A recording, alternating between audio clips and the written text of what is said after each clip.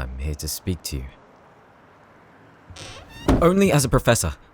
May I please come in? Thank you. I've emailed you several times about booking a tutorial, whether that be online or in person, and I haven't heard anything back. Me being here is a last resort.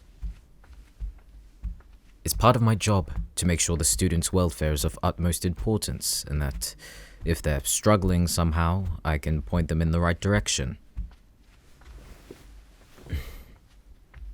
You have a nice place. It's what I imagined it would look like.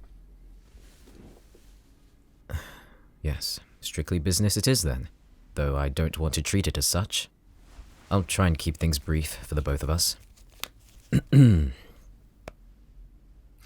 You've been attending as usual, are on top of your work as usual, and nothing on the surface warrants concern.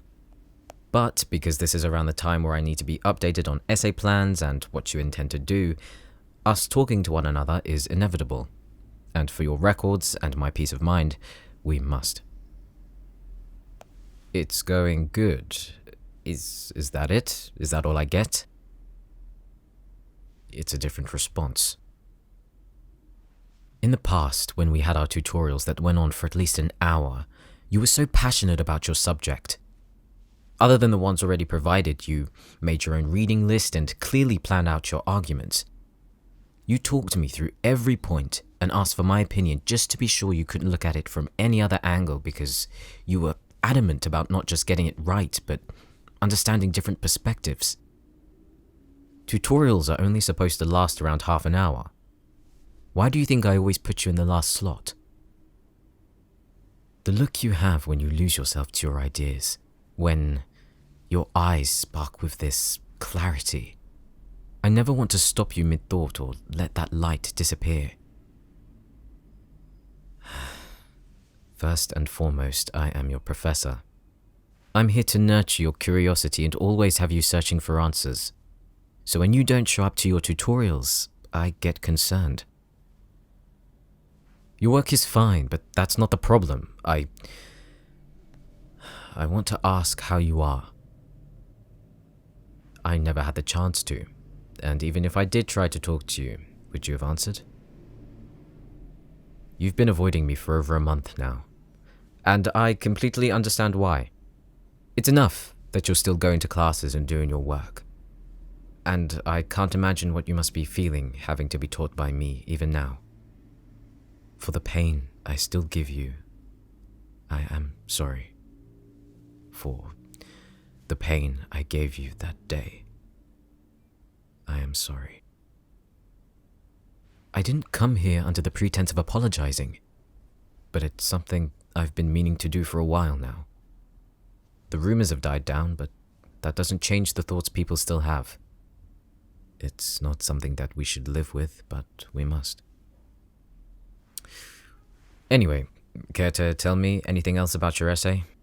Any avenues you're thinking of exploring? Any reading material that's caught your eye?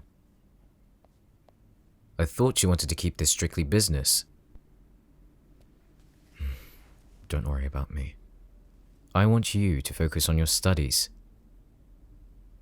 Yes, I saw the petition. I considered resigning and letting them win. Rumors, as you're aware, can get out of hand quite quickly. You heard them, didn't you?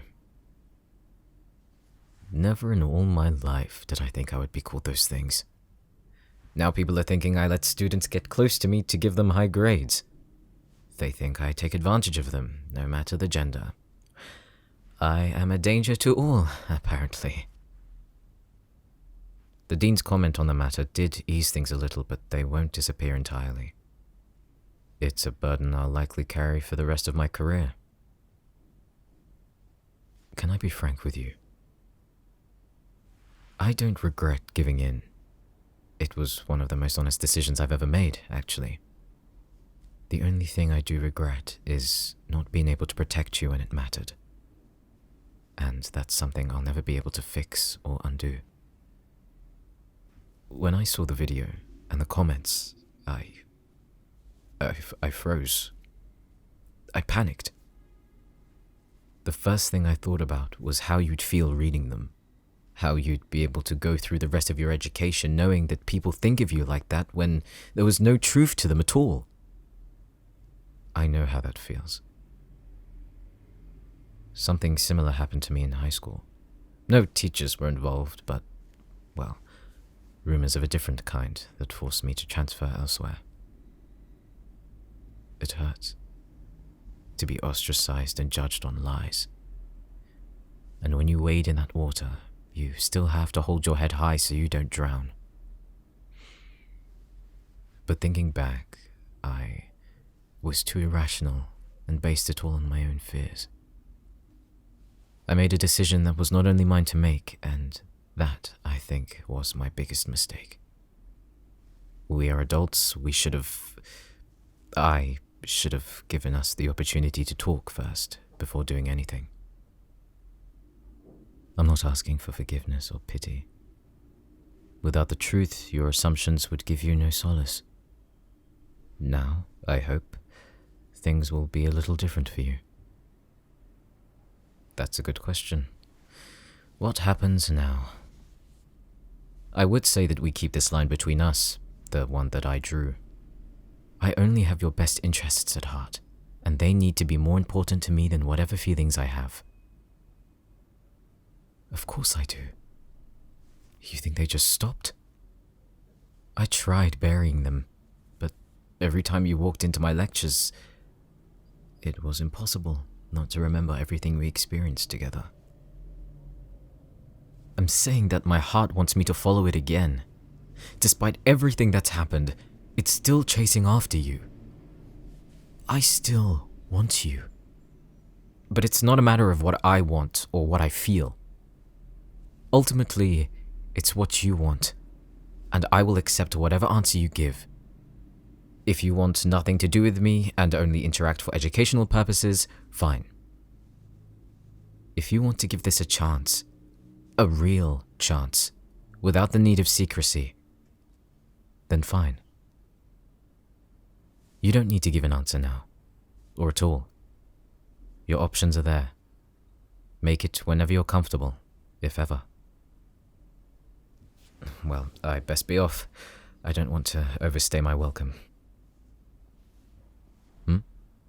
Your poem. Even though it was submitted anonymously, I know your writing. And it was beautiful. Raw. It had such painful intensity, like every stanza clenched tighter and tighter until the last sentence gave a shudder of relief. It was powerful. Actually, I was so moved by it that I wrote a poem of my own in response. No, I didn't submit it with the rest. It was for my own gratification. It's only for my eyes. Yes, it was to your poem, but I suppose it wouldn't hurt for you to read it.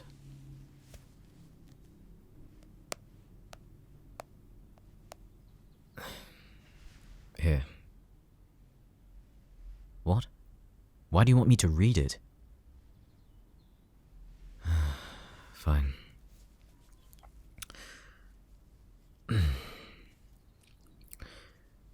Before that winter, a furnace roared. It burned so deep, scathing, with rolling flames grazing, a warmth that I adored. Unbeknownst, a bitter wind crept, masking daggers of jagged ice, passing the waning furnace to slice and smother as they wept. And after, one small flame remained, the raging fire now stark.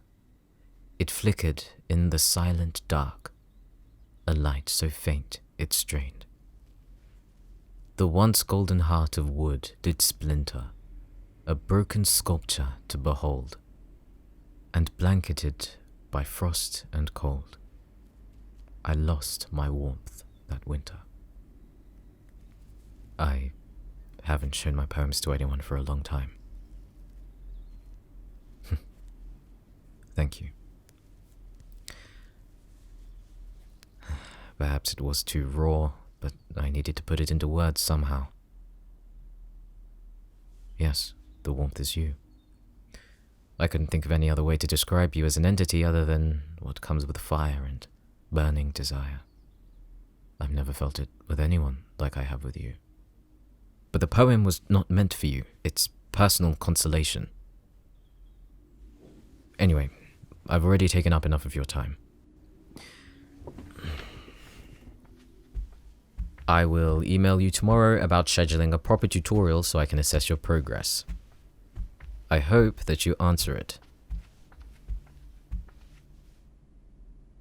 I didn't mean for any of this to happen. I should have foreseen it, but I purposely turned a blind eye, and that was selfish of me. My apologies will never be worth what you had to endure. I don't want to overstep, but I sincerely wish for all the success and happiness you deserve. Even if I am not part of that, I will wish for it nonetheless.